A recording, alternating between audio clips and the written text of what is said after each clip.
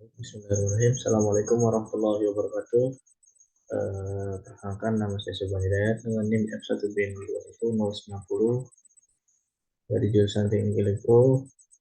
Kali ini saya akan mempresentasikan hasil karya tulis ilmiah yang berjudul Potensi Air sebagai Alternatif Pembangkit Listrik Tenaga Pikohidro, mata kuliah Dasar Tenaga Listrik.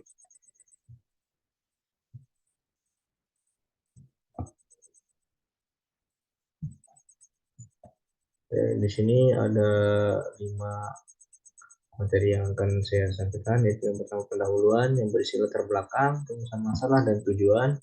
Yang kedua itu ada tinjauan pustaka, itu ada pengertian PLTA dan jenis-jenis PLTA. Yang ketiga itu ada metode penelitian, itu ada persiapan, studi literatur, observasi, pengumpulan data dan analisis data. Yang keempat itu pengertian PLTP, PLTPH, komponen PLTPH, cara kerja PLTPH, manfaat PLTPH, keunggulan dan kekurangan PLTPH. Yang kelima itu penutup, kesimpulan dan saran. Dan di sini latar belakang.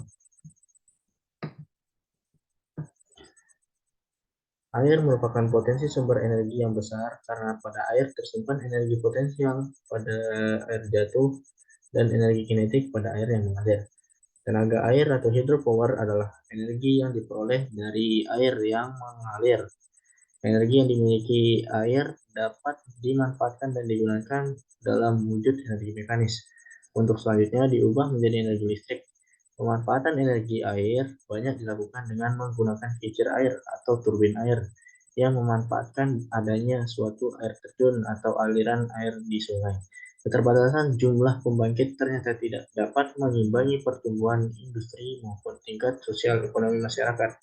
Sedangkan infrastruktur ini merupakan salah satu prasyarat utama investasi yang sekarang ini tengah digalakkan oleh pemerintah. Di sisi lain, pemenuhan pembangunan tenaga listrik untuk masyarakat umum, terutama di pedesaan, masih cukup rendah. Yang kedua itu ada rumusan masalahnya.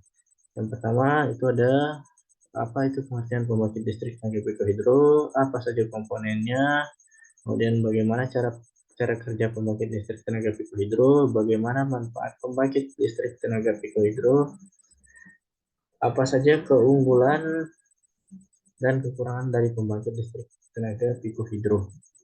Tujuannya itu untuk mengetahui dan menjelaskan apa itu pembangkit listrik tenaga mikrohidro, itu mengetahui komponen yang digunakan, mengetahui cara kerja dari pembangkit, mengetahui manfaat pembangkit listrik, mengetahui keunggulan dan kekurangan dari pembangkit listrik tenaga hidro. Tinjauan pustaka itu satu, yaitu pengertian pembangkit listrik tenaga air. Pembangkit listrik tenaga air merupakan sumber listrik bagi masyarakat yang memberikan banyak keuntungan, terutama bagi masyarakat pedalaman di seluruh Indonesia. Di saat sumber energi lain mulai menipis dan memberikan dampak negatif, maka air menjadi sumber yang sangat penting karena dapat dijadikan sumber energi pembangkit listrik yang murah dan tidak menimbulkan polusi. Selain itu, Indonesia kaya akan sumber daya air sehingga sangat berpotensial untuk memproduksi energi listrik yang bersumber daya air. Kelangkaan listrik yang terjadi menuntut langkah-langkah nyata dalam upaya penanggulangannya. Sampai dengan tahun 2006 diperlukan penambahan kapasitas pembangkitan di Indonesia sebesar kurang lebih 14.000 megawatt. Untuk mengatasi besarnya kebutuhan daya pembangkit tersebut, maka perlu segera dilakukan pembangunan pembangkit skala kecil yang relatif cepat dan murah sehingga dapat memberikan pasokan yang lebih cepat dalam memenuhi sebagian kebutuhan energi listrik tersebut. Pembangkit tenaga listrik dengan tenaga air diklasifikasikan menjadi 4 golongan berdasarkan kriteria besarnya kapasitas energi yang dapat dibangkitkan. Pembangkit listrik tenaga air dengan kapasitas hingga 99 kW diklasifikasikan sebagai mikrohidro yang berkapasitas antara 100 kW sampai 999 kW. Diklasifikasikan sebagai PLTA kapasitas rendah yang berkapasitas antara 1000 sampai dengan 9999 kW diklasifikasikan sebagai PLTA kapasitas sedang, dan yang berkapasitas lebih dari 10.000 kW merupakan PLTA kapasitas tinggi. Pengembangan PLTA tidak terlalu diprioritaskan, oleh karena itu progresnya berjalan lambat. Sedangkan pengembangan PLTA mulai ditinjau ulang karena penggunaan bahan bakar minyak menghasilkan banyak polusi lingkungan, dan persediaan bahan bakar minyak mulai menipis. Yang kedua itu ada jenis-jenis PLTA. Pembangkit listrik tenaga air dapat dimanfaatkan untuk menghasilkan energi listrik. Ada beberapa jenis. Pembangkit listrik yang memanfaatkan bendungan sebagai sumber air, ada juga yang memanfaatkan aliran sungai. Selain itu, ada juga PLTA yang memanfaatkan pasang surut permukaan air laut. Tetapi yang paling umum digunakan di Indonesia adalah PLTA dengan memanfaatkan bendungan sebagai penyedia air, sedangkan untuk PLTA skala kecil yang tergolong dalam mikro itu PLTA memanfaatkan air sungai. Berikut adalah jenis-jenis PLTA, yaitu large hydro lebih dari 100 MW, medium hydro antara 15 sampai 100 MW, small hydro antara 1 sampai 15 MW, mini hydro antara 100 kW sampai 1 MW, mikro hydro antara 5 kW sampai 100 kW, pico hydro daya yang dikeluarkan yaitu 5 kW. Ketiga itu ada metode penelitian. Persiapannya itu menentukan tema atau topik, merumuskan masalah penelitian, memilih objek analisis, menentukan metode yang akan diteliti. Yang kedua itu adalah studi literatur, dilakukan untuk mendapatkan referensi tentang studi potensi pembangkit listrik tenaga hidro. Yang ketiga itu ada observasi. Dalam hal ini, objek yang akan dianalisis adalah sebuah sungai. Yang keempat adalah pengumpulan data. Digunakan metode studi pustaka dengan mempelajari seluruh aspek teoritis dari berbagai referensi. Observasi pengumpulan data dengan melakukan observasi langsung. Yang kelima itu analisis data, itu mengolah data tersebut sesuai dengan literatur yang telah didapatkan untuk mendapatkan suatu kesimpulan. Keempat itu ada pembahasannya. Pengertian PLTPH. Pico hydro sendiri merupakan pembangkit listrik tenaga air berkapasitas sangat kecil, yakni 1 sampai 100 kW, jauh di bawah cara kerjanya. Air yang telah dibendung dialirkan ke dalam bak penampung yang berisi turbin, sehingga aliran air akan memutar turbin tersebut. Selanjutnya, turbin akan memutar generator yang pada akhirnya menghasilkan listrik. Menurut Robert, keunggulan teknologi PLTPH adalah cocok digunakan di daerah terpencil. Pico hydro hanya butuh ketinggian air 1-3 meter dan debit 30 liter per detik. Jadi cocok dipergunakan di daerah terpencil. Pico hydro merupakan pembangkit listrik yang memanfaatkan potensi energi air dengan head sangat rendah, 1-3 meter, dengan debit yang sangat besar. Turbin arus sungai atau TAS bekerja karena adanya energi kinetik air yang mengalir masuk ke turbin dan diarahkan oleh sudu pengarah menuju runner atau sudu gerak, kemudian keluar melalui sebuah saluran yang disebut draft tube. Energi kinetik air menyebabkan sudu turbin berputar sehingga poros turbin juga ikut berputar. Yang kedua itu ada komponen PLTPH. Yang pertama itu ada bendungan. Bendungan adalah tembok yang dibangun melintasi sebuah sungai. Bendungan dapat dibuat dari tanah, batu, atau beton.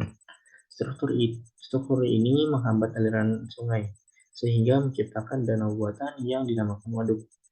Air yang ditampung dalam waduk dapat digunakan untuk membangkitkan listrik, untuk menyediakan air untuk irigasi dan minum, dan untuk membantu pergerakan perahu, mengendalikan banjir, dan untuk rekreasi.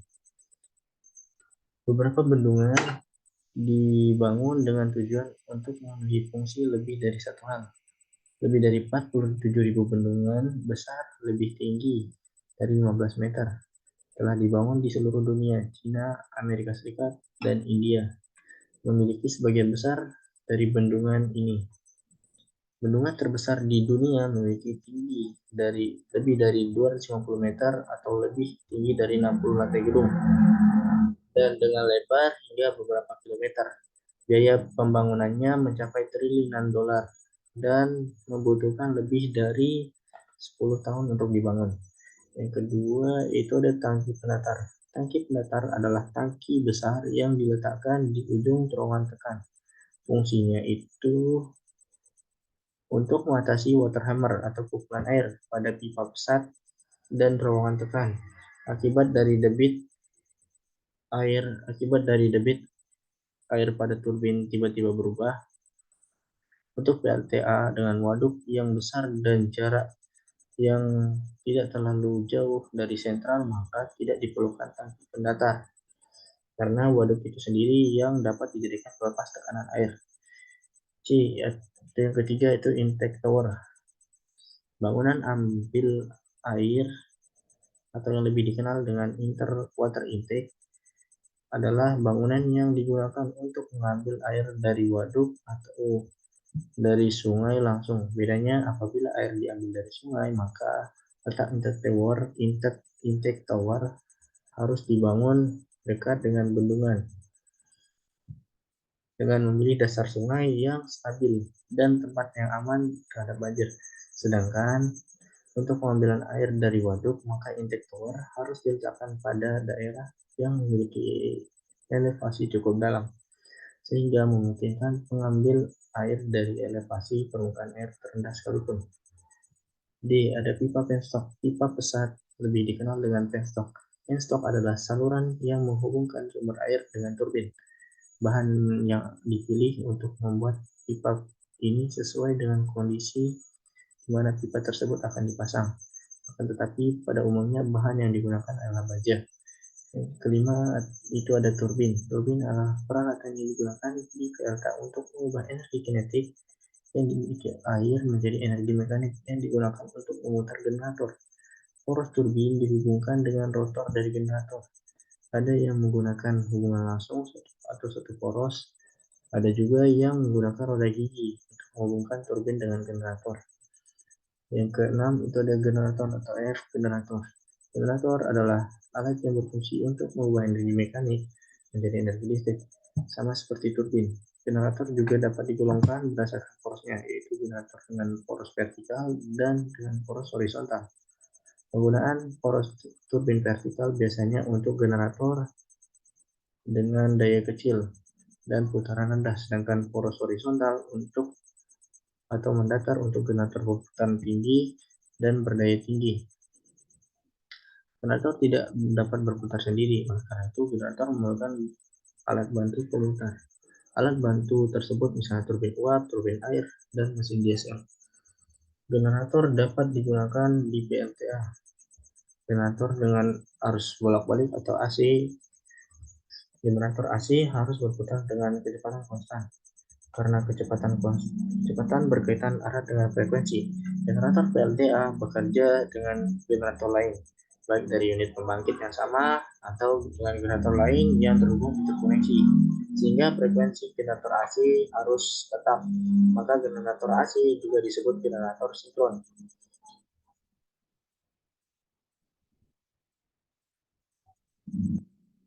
Yang ketiga itu cara kerja PLTPH. Sistem kerja PLTA adalah mengubah energi potensial yang telah ditampung di waduk menjadi energi kinetik dengan mengalirkan air melalui pipa penstock.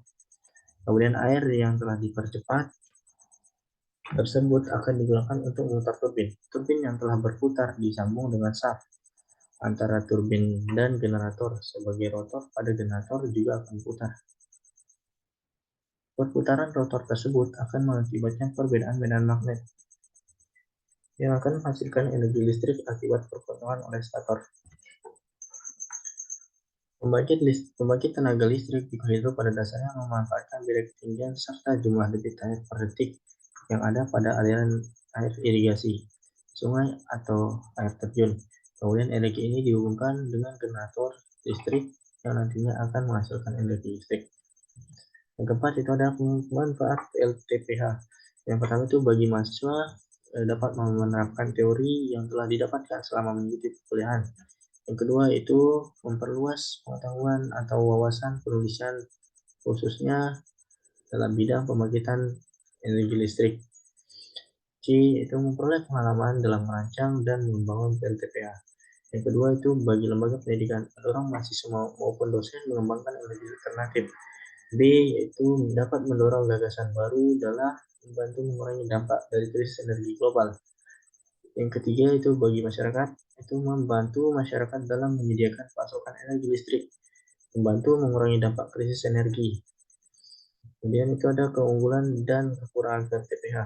Keunggulan dari PLTPH yaitu energi yang tersedia tidak akan habis selagi siklus dapat kita jaga dengan baik. Yang kedua itu proses yang dilakukan mudah dan murah, tidak menimbulkan polusi seperti yang ditimbulkan dari pembangkit listrik tenaga fosil. Yang ketiga itu dapat diproduksi di Indonesia sehingga jika terjadi kerusakan tidak akan sulit untuk mendapatkan spare partnya. Yang keempat itu mengurangi tingkat konsumsi energi fosil. Langkah ini merupakan berperan dalam mengendalikan laju harga minyak di pasar internasional. Ukurannya yang kelima itu ada ukurannya yang kecil cocok digunakan di daerah pedesaan yang belum terjangkau jaringan aliran listrik PLN. Yang keenam itu ada kekurangan PLTH. PLTH mempunyai kekurangan di antaranya sumber pembangkit berupa air. Besarnya listrik yang dihasilkan PLTPH bergantung pada tinggi jatuhnya air dan volume air. Pada musim kemarau, kemampuan PLTPH akan menurun karena jumlah air biasanya berkurang. Yang kedua itu ukuran generator tidak menunjukkan kemampuan produksi listriknya karena semuanya bergantung pada jumlah air dan ketinggian jatuh air sehingga ukuran generator bukan penentu utama kapasitas PLTPH. Yang terakhir itu ada penutup 5. Kesimpulan, Pikohidro merupakan pembangkit listrik tenaga air berkapasitas sangat kecil 1 sampai 100 kW. Cara kerjanya itu cara kerjanya air yang telah dibendung dialirkan ke dalam bak penampang yang berisi turbin sehingga aliran air akan memutar turbin tersebut. Selanjutnya, turbin akan memutar generator yang perannya menghasilkan listrik. Yang kedua itu pada PLTPH terdapat beberapa komponen seperti bendungan, tangki pendatar, intek tower, pipa pensok, turbin air, dan generator. Yang ketiga itu sistem kerja PLTPH adalah mengubah energi potensial air yang telah ditampung di waduk menjadi energi kinetik dengan cara mengalirkan air melalui pipa penstok. Kemudian air yang telah dipercepat tersebut akan digunakan untuk memutar turbin. Turbin yang berputar itu disambung dengan sap antar turbin dan generator sehingga rotor pada generator juga berputar. Yang keempat itu pemanfaatan dari PLTPH yaitu sangat banyak terutama bagi masyarakat, yakni dapat membantu dalam menyediakan pasokan listrik dan membantu mengurangi dampak krisis energi.